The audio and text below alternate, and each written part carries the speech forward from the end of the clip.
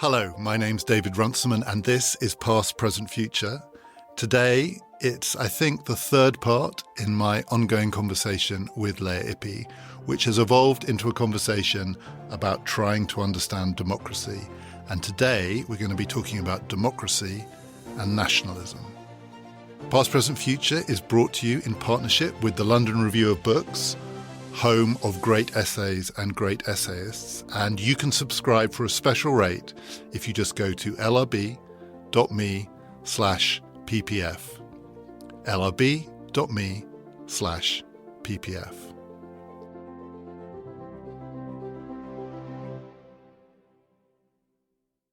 So Lea, this is a kind of ongoing conversation, but it has these month gaps between it. My memory of one of the places we ended up last time is talking about the possibility of international democracy and why it's so hard for democratic institutions, but also democratic ideas to get traction at the international level. This picks up on that in a way, but we're going to focus particularly on the question of the nation. And I thought maybe we could start with what is often a familiar trope in discussions about democracy, which is the original idea, the classical Greek idea, ancient Athens, seems to be limited by scale. So there is a version of democracy which is citizens genuinely participating in collective decision-making and some element of selection by lot or at random of ordinary people, male citizens of a certain type, but still ordinary people, for offices that have real power. And those two things, it's usually assumed, can only work to a certain scale. And the scale of it is, I often think of, roughly the number of people you might get in a football stadium, sort of 50,000 people. And if you think about a football stadium or pop concert or whatever it is, you can sit in a full stadium. There's no way you're going to know everyone there, but you can see them all. And if you go regularly, you will know some of them quite well. And then in certain sports like cricket and baseball, now when there are gaps in the action, there's a thing where the camera will pick out someone in the audience for a sort of 20 seconds so they can do a dance or whatever it is. And that's a bit like the randomness. And whenever that person is picked out, it's always very exciting for them, but it's not like being picked at random to be Prime Minister of the United Kingdom. It's kind of, yeah, there are 50,000 people here. It's not the most unlikely thing in the world that the camera would arrive on me, but it is quite exciting. And then the camera moves on. It's that sort of scale, and it has an intimacy to it, and crowds of that size can get really connected to each other, and you can get extraordinary emotion at that level. And the assumption has always been, I think, for most people, that that kind of democracy doesn't scale up. So to start with, we're going to get on to the scale of the nation. But to start with, I'm genuinely curious what you think about this. Democracy understood as that, actual participation in collective decision-making, plus the possibility that at random you will be given real responsibility. Do you think that does die once you scale it up to modern levels of national politics? I don't think it does, because I think it depends on how you design institutions. And in principle, there is a way of designing institutions that preserves communication even at a small scale level within units that are larger. But I think we also have this view of ancient democracy that is maybe not exactly the one as the ancient Greeks themselves had, for example. If you think about the birth of democracy, it was actually inherently unstable as a regime type. So we think of it as something that as an ideal. And of course, in the 19th century, when people started talking about democracy, classical Greece was the place where they were looking to revive this idea of collective participation and decision-making and caring about the polis. But actually, in the writings of ancient philosophers, democracy is one regime type among many. And it's not there forever. It's unstable because it's compared always to these alternative ways of organizing power. And so you have democracy, but you also have aristocracy, which is the rule of the best. You have oligarchy, which is the rule of the few. And democracy is, as the term, the rule of the demos, of the many. as an alternative to oligarchy, with a whole debate that goes with it about the limits of democracy. And there's people like Plato who are actually anti-democrats, and because they see it as a form of rule that leads to the emergence of the demagogues, and so people who kind of manipulate the masses and manipulate exactly this display of emotions that you were discussing. Or people like Aristotle who are much more sympathetic and say, no, actually, when you have a big crowd, you have the wisdom of the crowd. And so, in fact, the wisdom this is of the a way football crowd. Yeah. Well, and Aristotle thought that the wisdom of the football crowd has something going for it because it tempers the passions of the individuals in this kind of collective mean that sometimes might be desirable. But for me, it's interesting because we think of it, as I say, as an ideal, and as an ideal without flaws in many ways. But the way in which it appears in these discussions in ancient Greeks is exactly as a form of government that is unstable and has very much to do with the exercise of power by the people, often as an anti-oligarchic measure. So the idea is that at some point, when you think about how Plato describes this or Aristotle describes this as one degeneration of one regime type from another, you have the rule of the best, the aristocracy. Often the aristocrats get into trouble with each other, and so the city's rich, become more empowered, and then you have oligarchy, so that's the rule of the wealthy few, and then people become resentful because they think, well, why the few rich rather than the great masses that are deprived and poor, and that you have then a democratic movement, and then a democratic movement has its own issues as well. And so it's interesting that I think it's much less stable and much more fragile, and it was like that for the ancients. I think I've always assumed that it was that fragility and instability which is assumed to be the reason why it doesn't scale up, in the sense that when we think about nation-state democracy, the idea of it having that level of instability baked into it is too dangerous. It feels like if you're talking about not 50,000 people, but 50 million people, we want something which is more mechanical and secure and more artificial in a way. And the football crowd, I'm sorry if it's a blokish analogy, and we're sitting in a recording studio which has a whiteboard that has football tactics and Pep's name written on it. I don't understand why we're at the London Review of Books. Nevertheless, the idea of that football crowd it's wild, right? It's got something about it that's wild. And the randomness, which also in modern democracy seems like a very threatening idea. Like I said, the kiss cam picks you out and it's exciting, but it's not the most astonishing that ever happened to you. But if someone said you're prime minister for a day, that really would be remarkable. And so it is precisely not that it's this ideal version. It's at that scale, you can do it in this extraordinarily dynamic way, but it's never going to be stable. And what we want from, let's call it nation-state democracy, or what we've come to seem to want, because it is so bureaucratic and mechanical, is something that level of instability would be profoundly threatening to. But I disagree with you that it's about numbers, that the problems, that the limitations are about scale and that they can be reduced to a question of numbers. And that's so before we go to the kind of modern nation-state democracy, maybe if we go back to the ancient Greek ideal, even if we stick to your football crowd analogy, not every football crowd is inherently violent and inherently unruly and inherently passionate. It depends on who the people that go to listen to the match are. And it depends on the game as well. And it depends on the game as well. And so in a way, I don't think there's something about the numbers and about the types of emotion that are essentially like that and never change. It depends very much on levels of education and on how people access this process and what the process brings out and what it doesn't.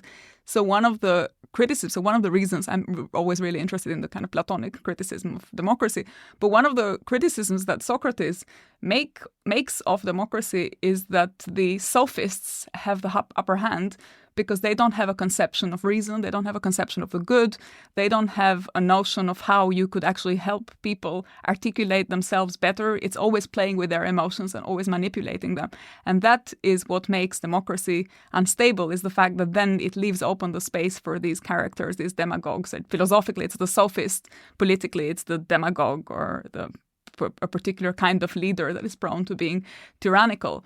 And it's really about what kind of arguments are aired in these spaces and what levels of education people have and what competencies they have to be more articulate or less articulate, and what role philosophers or intellectuals, we might say more generally, play in this debate, whether they have a role that encourages a more wise use of the big participatory mechanisms, or whether they just, sit there and think, well, it's not going to work, or let's try and use it for our own purposes, and in some ways access it in a more manipulative way, I guess. But as I say, for me, it's really not about the numbers. There's a process like that could happen within very, very small scale as well. And sometimes, it happens in even departmental meetings or discussions with colleagues, or you see these kinds of dynamics. And sometimes you can have very large numbers, but if you have the right procedures in place, then those limitations aren't necessarily there. I think I completely agree that, and I'm not trying to suggest there's a sort of cutoff point like 50,000, 100,000, whatever it is. But it does feel to me like there's a categorical distinction between 50,000 and 50 million. And maybe you can design the institutions to replicate some of that, but you certainly can't replicate all of it. You can't replicate the dynamics of fully participatory, face-to-face, selection by lot democracy at that level, probably not even at 5 million, partly because, and I think this is what we're going to actually talk about today, what it means to belong is somewhat different. You are at the nation-state scale level belonging to an abstraction. You can't conceptualize the crowd, the people, the human experience of it. I feel by definition it's passing through at least some institutions that abstract away from your participation to something like, what does it mean to belong to this thing, the nation, which is not something that you will ever experience in the way we've just been talking about. You'll experience it at one remove because someone will articulate a version of it with which you can identify. And so you do get that odd thing with nation states, which is people do have deep identification with their nation. And they do also identify with people chosen at random, with sort of celebrities or, with football players or with, there's some terrible international disaster and people genuinely want to know how many British people were involved in it. They don't know these people. It's simply that connection, but it's a connection which has to be mediated by this abstraction, which is we all belong to this thing, which is way bigger than anything we would ever experience directly or collectively or in a participatory way. And that does feel to me categorically different. Yes, I agree with the fact that it is, you have to mediate with something and that you mediate with an abstraction. But in a way that proves my point that it is a construct. So the nation is a construct. And I think the nation in the 19th century or whatever, whenever we start thinking that the concept of the nations begins to enter politics and which coincides incidentally also with the expansion of mass politics, in some ways it's exactly the kind of construct that is artificial, that is offered by certain elites precisely to convince people who have very little in common because they are very fragmented, they have these regional differences. Sometimes they don't even have linguistic commonalities because they speak different dialects, and even when they speak the same dialect, they have such different accents that they don't even understand each other.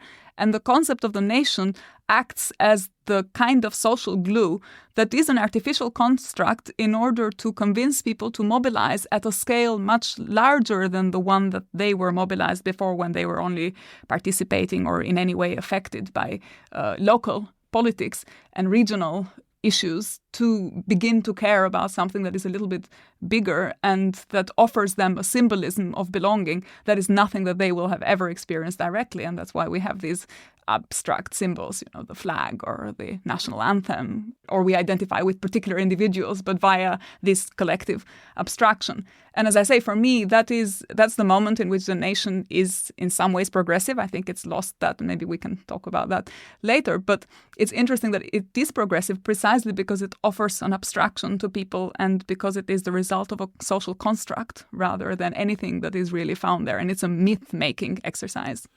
And just to be clear, so I heard you saying two things. I'm sure you were saying them because they connect, but you sounded to me a bit like you were saying it's a bit fake, and also that you were saying it is the vehicle, the genuine vehicle for progressive politics. So presumably some versions of it are more fake than others. Well, I think the whole thing is fake So it's a construct, and it's a story, and it's a But some stories are truer than others, even if they're all fiction. I don't know. I mean, I think you could pick any story. Yes, of course, every story has an element of truth in it, but ultimately it is a fiction. And I think The Nation is a fiction. Of course, it starts with some true elements that go back to some history or other, but the selection of that history is very limited and very partial, and I don't think there is necessarily a good justification for the reason why we picked this story. It's not that it's closer to the truth than some other story that we could have picked. If we chose another access point, we would come up with a very different story. So I thought I heard you saying that one reason we might have picked it is because it does allow politicians to tell a progressive story, which might have a real deep connection with something that we could call democratic equality, say, and that The Nation is not always by any means, but it is sometimes a vehicle for that at this scale. And it's not clear what else would be the vehicle for that at this scale. Well, I think at the point in which the nation became a concept that people were using in politics and in political theory, it played that role because it enabled to cut class differentials. And in sort of advanced capitalist states, it enabled people to fight against the ancien regime. And so you had the rise of this national bourgeoisie that through the concept of the nation could come up with a discourse of rights and claims. And so the democratic elements of opening up politics and the national element were connected. And 1848, I think, is the moment where these things really become obvious and in some ways a model for European politics more generally. But it is, I think, because politics up to that point is shaped by these hierarchies, first of church and then of class, and also difference between dynastic belonging and national belonging is exactly some model of alternative being together that isn't mediated by the crown or by a natural hierarchy somehow. So it has this progressive function because I think it is in an anti-monarchist function and in the service of opening up politics beyond these entrenched hierarchies of birth or religion. One classic example of the story, the historical story you told of bringing together people who don't speak the same language, can't understand each other, have had none of the same experiences, don't know the other bits of their own country is France. There's a great book by Graham Robb called The Invention of France, which tells the story of the way in which France was constructed from Paris because, my God, in the 19th century, people in Brittany and people in the south of France had nothing in common. But it also partly happens through culture, it partly happens through language, it partly happens through intellectuals or philosophers putting ideas in circulation, and it also happens through war. War is a big part of that story. You've got the parallel version of it happening in Germany, and then in 1871, France and Germany meet in the Franco-Prussian War, which creates something called Germany and, in a way, something called France. And again, maybe this is the cliched version and therefore is too simplistic. But in the ancient version, war, which is integral to politics, was itself a collective participatory activity on the part of the citizens. And even mass mobilization wars in the modern era, even the total war, the First World War, the Second World War, it is still for almost all, not all, but almost all citizens at one remove. And those two things do seem to go together as well, that the nation turns out to be a useful, maybe even a sort of tragically useful vehicle for war at that scale in which you have to mobilize patriotism and loyalty, but you're not doing it by getting all the citizens to fight. And that is central to this, isn't it? Yeah, and I suspect, for example, in the case of the French Revolution, that played a really important role because that's exactly, and I suspect this is also where the mobilization of nationalism for war purposes started explicitly. But it had to do really with the fact that you had this Republican government that was fighting the ancien regime and these states that were not Republican around it, and that mobilizes this language of the nation, even though the Vendéan peasants were necessarily convinced by the language of the nation that the French revolutionaries were advancing. But that's where you have this beginning of this artificial appealing to the concept. It's also really interesting because I think there is a difference between how the language of the nation is mobilized in the advanced capitalist countries and then in the periphery. I mean, I'm thinking about the Balkan experience or Eastern European experience. So in Europe, I think we talked about this last time as well, the state formation of a kind of central state that will then appeal to the concept of a nation to also fight imperial wars outside its borders is the experiences of a limited number of countries. And what you have in the European continent more widely is the collapse of three empires, the Russian, the Habsburg, and the Ottoman, each of which will create, as a result of the collapse of which there will be new nation states emerging. And interestingly, all of these nation states adopt as a model the model of nationalism and the concept of nationalism and the justification for the nation that the core of these more advanced, richer, more powerful countries have, which in their case is articulated by their elites.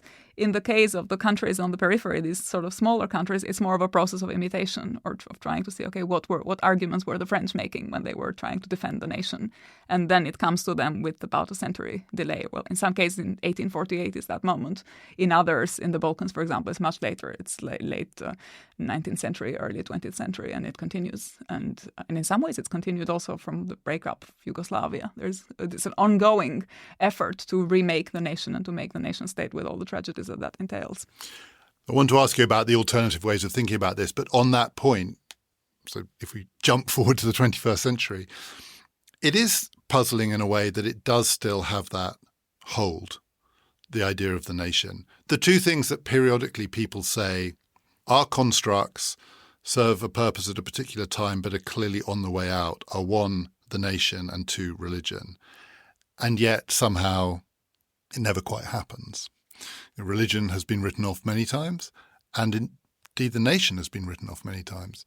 And both of them, but let's talk about the nation here, still seem to have something that allows human beings to relate to their own experiences and to each other in a way that alternative models don't supply. And so in the 21st century, this is still a very nationalist world. Yes, it's a construct. Yes, in many ways it's manipulative, and it is definitely not always a force for good.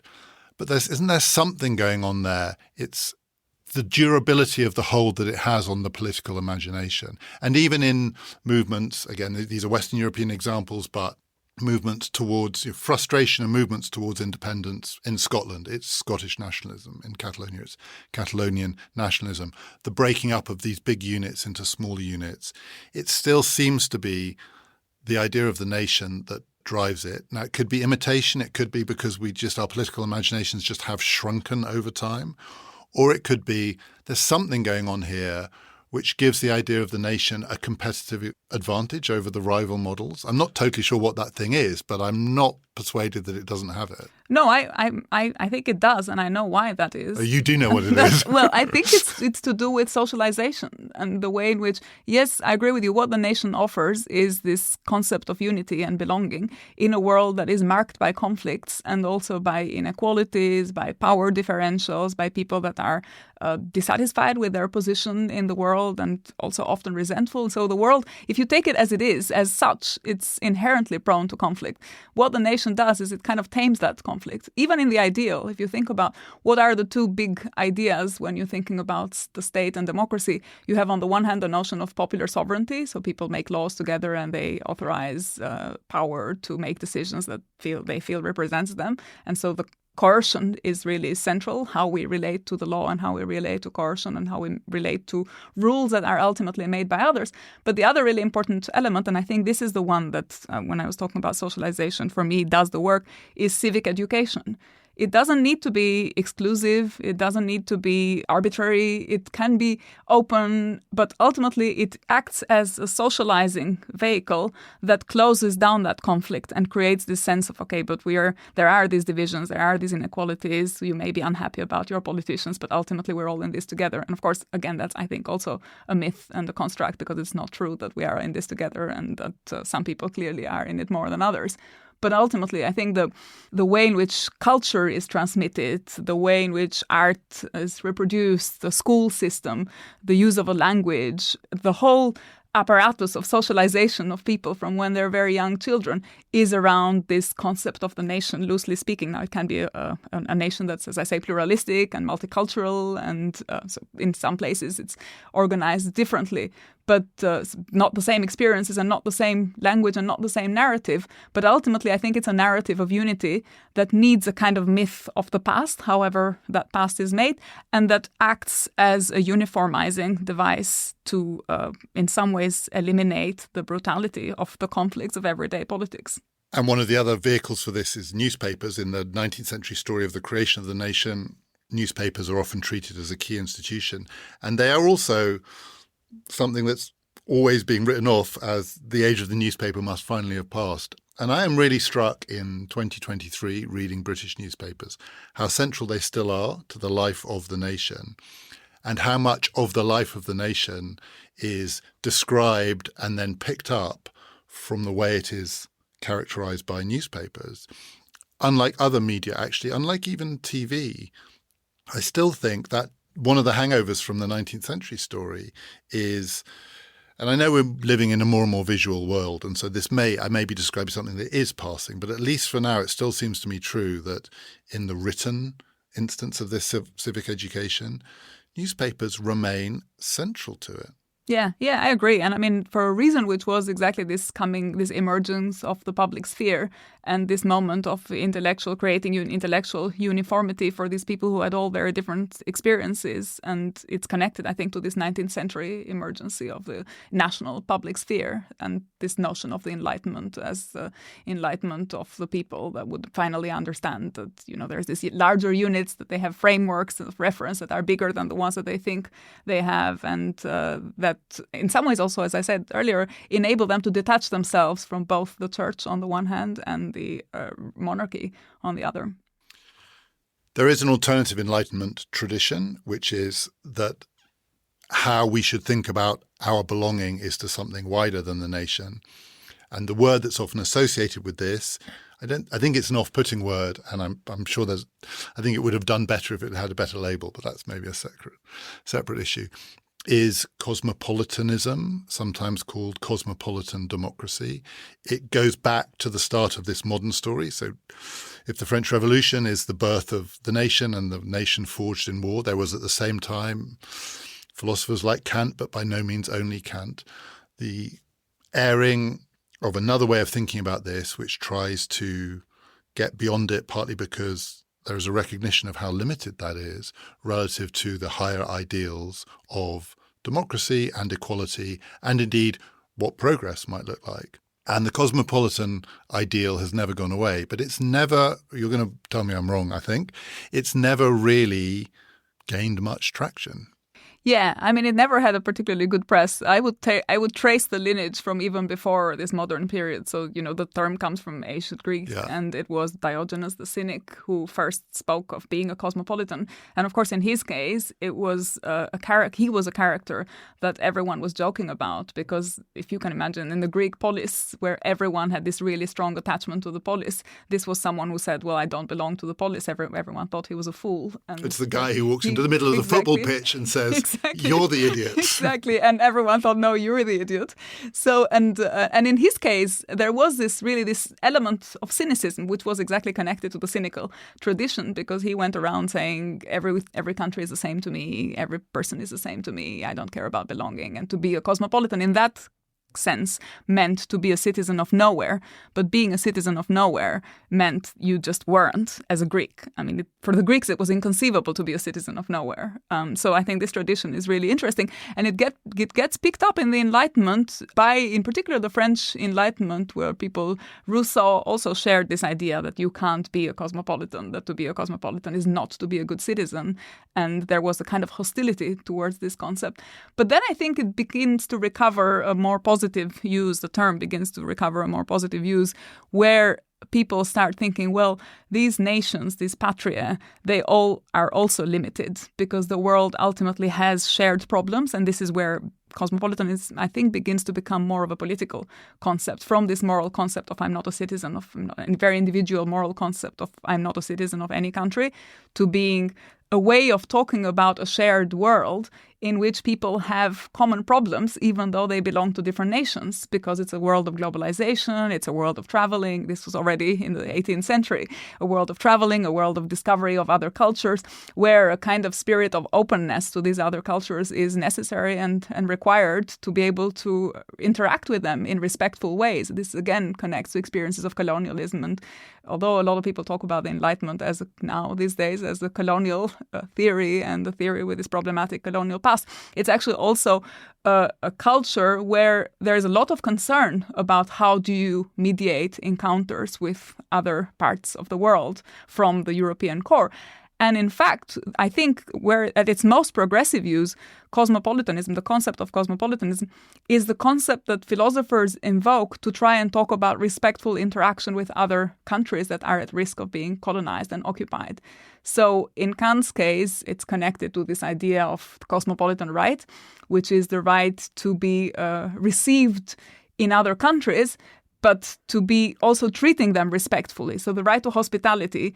And we now apply it to migration, to discussions around how should foreigners be relating to each other beyond their nation states, and is there a framework of reference for humanity that goes beyond the nation state? But actually, when this, in the Enlightenment, when this concept becomes more political, it becomes more political because it's a way of talking about colonialism to say, look, don't go there and occupy and take the resources and plunder. And you have a right to be received as a visitor, but you don't have a right to settle and you don't have the right to appropriate resources. And so it's used in this very anti-colonial, anti-imperial language of, in some ways, empowerment of vulnerable people who are at risk of being subjected to this, including the language of the nation, actually, for populations that didn't have this development, that didn't have this same history. So I think, just go back to where we started, you were saying it never had much traction. It never had much traction constructively, but I think it played a role critically, and it was really important at particular junctures, especially in this tradition of the Enlightenment, of discovery, as I say, of the world in general, and of a discovery of a critical perspective on that world.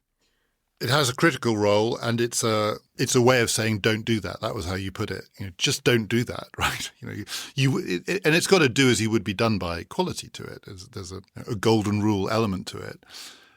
But it's still a challenge then to cash it out in the language of democracy. So the phrase cosmopolitan democracy, which is quite an academic term, you'll hear it in academic circles. You won't hear it much outside, but it's a really important idea, and it does relate to things that really matter, including borders, migration, but also how you coexist, how we coexist in a world that is one that is under threat from our collective behavior. But to make it a democratic ideal. So there are elements of democracy that come into, including what you just said. There's an idea of democracy which is democratic equality cannot be consistent with some people being colonized by other people or being treated in that way. And in ancient Greek democracy, there were many people who were treated that way, slaves, women, children, foreigners, all the rest, but they were understood to be outside the democracy.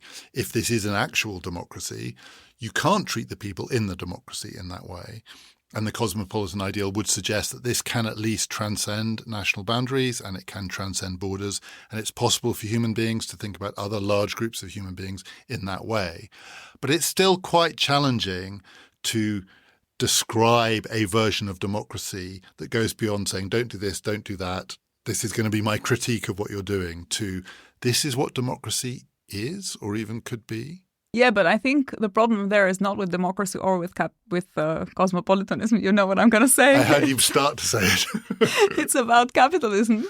So the reason this cosmopolitan democracy doesn't work is neither the problem of democracy nor the problem of why the cosmopolitan ideal doesn't work. I think there are theories out there, and I'm really interested in one of them, which is kind of Austro-Marxist take on the problem of the nation and what happens after multinational empires collapse, and what does capitalism do to uniformize these nations, and why is it that actually under capitalism you don't get real nationalism, you get small nations that are dominated by large nations, and they live in this kind of narrative and in this myth where they think they are developing as nations, but actually they're not developing as nations, they're just developing as nations that follow the model of the larger nations and generally the kind of homogenizing imperatives of capital.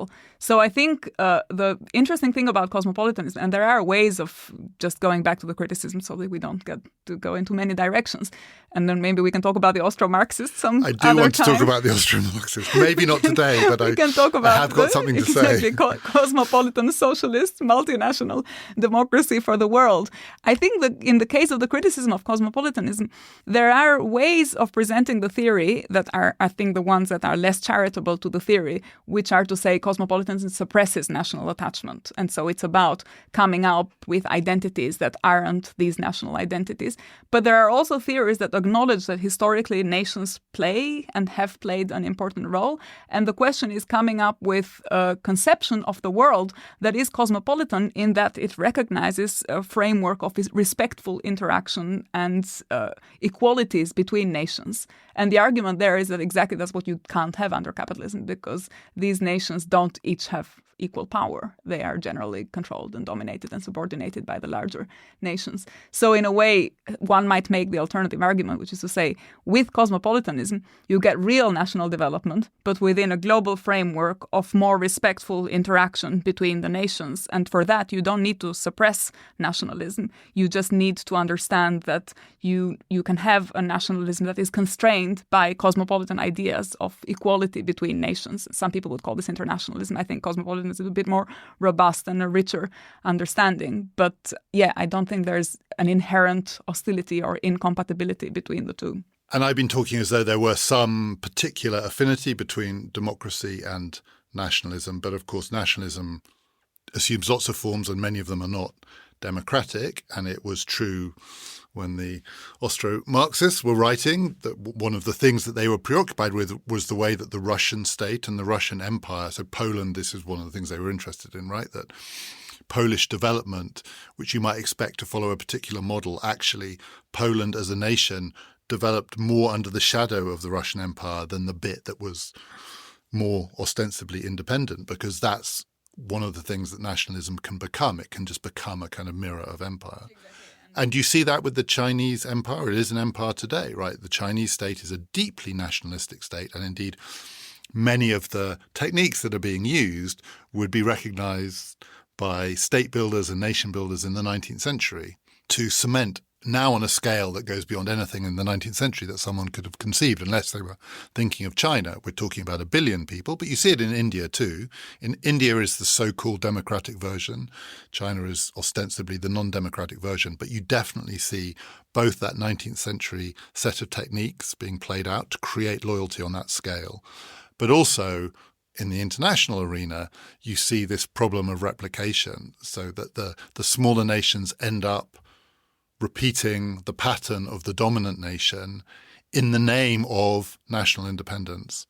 And I completely agree with you. I think that is just fake independence. Yeah, and I think there is also, the very models of the nation and the kinds of myths of the nation that we were talking about, they're not all the same. So there are more forward-looking conceptions of the nation, and we usually call them civic nationalism, and there are more backward-looking organic unity and much more exclusionary conceptions of the nation that are more ethno-national, and that usually also result in suppression of democracy when it comes with recognition of difference and giving claims to other groups and with efforts to create a kind of homogeneous political community that excludes. And I think that was a model of the nation that would have been at the center of fascism, for example, in the 20s and 30s, and of course later on as well. So I think the story of the nation is, including the story of the making of the nation, is one that can go in different directions depending on the politics of those whose narrative it serves. And that narrative is also itself can be subject to moral scrutiny. I want to ask you one more question about cosmopolitan and then one question about another alternative. So one thing that the ancient and the modern, whatever differences there are between them, versions of democracy have in common, whether it's the 50,000 or the 50 million version, not saying that there's a scale here, but those are different. They seem to require and engender a sense of loyalty. And loyalty is one of the things that you need for a democracy to function. You need a sense of belonging and loyalty to something, which is the thing that can then be governed in this way. And also both the smaller and the larger version really do police their boundaries. In the smaller version, that includes excluding all the people who won't fit within that community, not just literal borders, but internal borders, and we still have quite a lot of that. But then in the modern version, quite a lot of literal border policing. Still get it in the 21st century. We're recording this on a day in which the British government has just swapped out its Home Secretary, and the new Home Secretary has said, like the previous one, my priority is stopping the boats. Can cosmopolitan democracy deliver loyalty in the absence of those boundaries and borders? Yes, because the problem aren't borders and boundaries as such. The problem is the asymmetric movement of one part of the world towards another part of the world, which is itself created by asymmetries of wealth and power between these parts of the world. So if you have, nobody worries about migration between the United States and Canada, or about Brits going to Australia and Australians coming to the United Kingdom. Not much, but I don't less. think, I don't think none. But it's not. I don't think it's not the kind of thing that would drive political debate and that would lead a Home Secretary to resign and another Home Secretary to come. So I don't think it would be a big political issue. I think when the movement is reciprocal and goes in all kinds of directions, it's just natural freedom of movement. The problem is when the question of freedom of movement becomes a question of policing the boundaries of belonging and community membership. That is just a reflection of something else that is going underground, which is not being remedied, which is the fact that you have an international system that has highly asymmetric rules and that delivers for some people and doesn't deliver for others, which makes those for whom it doesn't deliver want to go to the center where it does deliver. So in a way, under a cosmopolitan system, cosmopolitan socialist system, under which you could actually regulate this in a very different way, where you'd have rules of interaction and rules of engagement and financial, political, economic, social, cultural membership would all be in some ways more equal and not subject to these arbitrary power differentials, the movement of people as such wouldn't be a problem. So migration wouldn't be a problem. And so maybe you'd have boundaries, maybe you wouldn't have them, maybe they would be porous, maybe it would be just you'd need to go somewhere and some state would acknowledge that you entered by putting a stamp on some piece. But it really there wouldn't be the whole issue, and also there wouldn't be the whole ideology around illegal, non-illegal, how did you come in? Did you come in by boat or did you come by visa? Do you deserve to be in? Do you deserve to be out? Are you a genuine refugee or are you someone who is just an economic migrant? All these, I think, are arbitrary constructs that we use to police ultimately to try and resolve a question which cannot be resolved when it's reduced to a question of membership, when it's actually a much larger question that needs a fair international system. But that does then go back to one of the central controversies in the 18th century version of this, which is this idea an ideal leading towards a world state or not? And there is a version of what you just described, which is, if you think about the United States of America, and I'm nervous of saying this because I don't live there, but movement between the individual states, which has lots of political connotations and can be quite fraught. And then there's all sorts of questions about crossing state lines for the purposes of crime and prosecution and so on. But nonetheless, relatively speaking, movement within the United States is not subject to that kind of analysis. Is this economic migration? Are these people refugees? There's a bit of it, and the language around sanctuary cities produced a weird internal version of that, but it's nothing like the question of the southern border. But that's because the United States of America, it's not a classic 18th century nation state by any means, but it is a state. And it is a state on a continental level that replicates some of the things that we would associate with a nation state.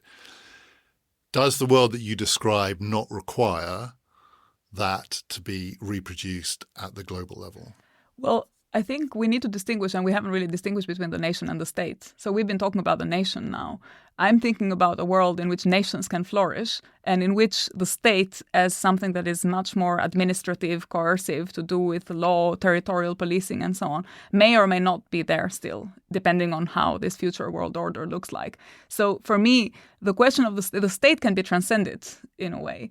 The nation is also a construct, but I think is a bit more, for the reasons that we've been mentioning, more resilient than the state. And it may be that it doesn't need to be transcended, that it just transforms itself naturally and with evolution. the question of whether you need a world state or not, there's a big debate around that, and it really depends. You don't need to have a world state. You can have structures of intersecting authority that are a little bit more like medieval Europe, for example, or where you can have other ways of organizing institutions that don't involve the central state as we recognize it. And I don't think the state's always been there. It may not always be there. It's itself kind of transient. Political and historical phenomenon. So I don't think that when we imagine the future of the nations and the future cosmopolitan order, it will necessarily include the state. Kant, for example, when he made his proposals for perpetual peace and for a world federation of states, he didn't think that you needed a world state. He thought that it was enough to have a basic global order where republics would be able to share and coordinate with each other. And if there was a framework of equality in place, then you actually didn't need this superimposed further jurisdictional authority like a world state to. And so in that case, the problems didn't arise. And then, all these discussions about is the nation state is the world state like the nation state, or will it be something very, very different? We don't really know, because we will find out as we move in a direction. For me, the question is that this concept has critical potential, and the potential that it has is to criticize exactly the unilaterality of the nation states and the kinds of problems to which the excessive focus on the nation state produces in the contemporary world in its combination with capitalism as an economic system, and to use that as a way of thinking about future institutions that might lead into a more progressive direction. So Kant didn't think you needed necessarily a world state, but he did think you needed the preconditions for peace. I mean, if not actual perpetual peace, which is probably a consequence and not a requirement of this system, but nonetheless, standing armies had to go. These states had to be reorganized so that they weren't primarily warfighting machines and they became something else. They still are primarily warfighting machines, most of them. Well, yeah, because... the precondition also seems like the thing that we're trying to achieve. Yeah, but I think the question there is, are they essentially that or contingently that? Well, contingently, but for a long, long time. Yeah, but not forever. So the point is, we're trying to I agree, not we're forever. trying to think about, how can we mobilize this concept critically, and what kind of potential vision of a post-state, post-capitalist order can we generate from there? And as I say, the fact that things have been like this for a very long time, and maybe we're now going back to our old debate about realism and idealism in politics, but yeah, this is really an obstacle to thinking about these institutions in a very different way. And in fact, that's exactly what we need to do now. We can't be stopped by that. One more thought of a different kind, and this is probably inside rather than outside existing structures, including of capitalism. But to go back to where we started, just thinking about other alternatives. So there's the cosmopolitan alternative to the nation state as the primary locus of democracy. But democracy is also an idea and an ideal that can happen in lots and lots of different places. You can have democracy in families. You can have democracies clearly in all sorts of local settings. And you can have democracy in the places and the institutions where people work, which are the engines of capitalism. So you can have democracy inside corporations. That's another way this could go, to say, let's stop always talking about the nation state, always talking about who's going to be the next Home Secretary. And one thing to be said about corporations is that they are on the scale of the ancient city-state. So I was on the train on the way up here, down here, whatever it is, I was thinking, well, what corporations have roughly 50,000 employees, the sort of Athenian thing. And I looked up Tesla. So Tesla's too many. It's like 150,000. But the Lloyds Banking Group, that has, according to Google, about 58,000 employees. So you could get them all inside the Arsenal football stadium. So they could all, and organizations like that do sometimes gather everyone together in some giant conference venue. So it's got that kind of vibe to it. Not everyone's going to know everyone by any means, but lots of people will have very strong personal relationships. There will be very clear hierarchies, but also there'll be quite a lot of opportunities for people at top and bottom to interact. And you could do it, right? You can, in these corporations, have workers on the board who are chosen at random. That would make sense. You can, in these corporations, have something like collective participatory decision-making. On the whole, the people who run these corporations don't want to do either of those things in a million years, and nor do the people who invest in these corporations want to do them. But you could do it, and it is recognizably a strong form of democracy. Again, it hasn't happened. It's sort of people have tried it. There's a bit of it here, a bit of it there. But I also feel that our focus on democracy at the level of the nation state ignores the way, not just that towns and local communities can do these funky experimental things with participatory budgeting, but the most important institutions in the modern world, apart from states, which are corporations, could be much more democratic than they are. Yeah, I don't think they could do that under capitalism, though, because you have an imperative, which is to make profit, and you will or will not tolerate internal democracy depending on how business is going. And incidentally, I think that also happens with national democracies, actually. There are moments in which democracy flourishes because the economic circumstances are right, and so wealth can be shared more widely. Usually during or after a war, it has to be said. Exactly. And there's moments in which that just can't be done, and so the elites clamp down on democracy because it's just seen as wasting everyone's time, and it's not efficient, and it's taking away too many resources, and it's, decisions need to be made quickly. This is the logic of emergency as well that we actually experience right now. And I'm sure the same happens with companies as well. And so in that sense, it is quite similar because, yes, all of these companies, I also think they have a story of how they came about, and there is a kind of shared myth, and there is a corporate... There's a foundation myth, there's the a corporate culture. Days, there's like there's a founder. Pioneers. Yeah, absolutely. Yeah. So there is a way of we're doing things around here in this company. It's like the culture of the company is slightly different from the culture of this other company, and you really want to be here rather than there because we are superior in all these dimensions. And that is another story of collective myth-making that I think serves to tame conflict within those companies. But ultimately, the myth becomes and is revealed to be more and more a myth, especially under constraints. And so when there is a crisis, when there is a moment where these companies need to perform and they need to, if they don't chase profit, they go bankrupt, well, they're not going to be very democratic at that point. So that's what I just described it's more of a fantasy than the cosmopolitan dream. Well, I mean, I think for both, there is a shared problem in a way in both cases, which is there is an imperative, seems to me, which is about profit making, which is an economic imperative that trumps all these other imperatives of democracy, transparency, belonging, nationalism, and so on. Except at times of war. Well, when it is mobilized by elites also for the sake of increasing their profits. I mean, wars can be very good for some people and for some elites and for some businesses, right? So it's not that war is disaster for everyone. It can be very good for certain companies. If you're in the arms-making industry, war is great.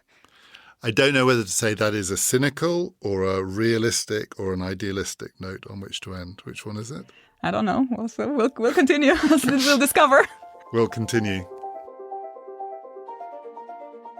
If you want to hear the earlier installments of my conversation with Lea, we will tweet the links. Do follow us at PPF Ideas. We also post links to material related to these episodes.